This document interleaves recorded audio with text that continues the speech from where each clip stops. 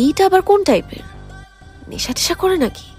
শুনেছি আজকাল ভালো সেজে থাকা টাইপ ছেলেগুলাও বোতল টোতল খায়।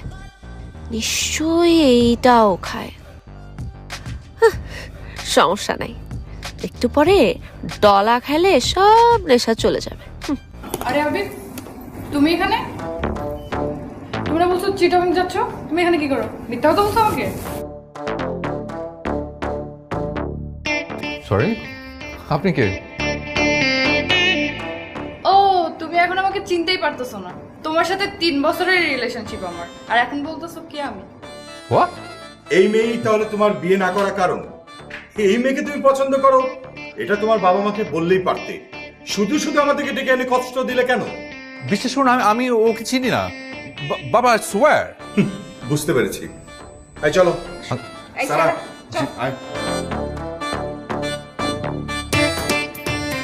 আমি ওনাকে চিনি না।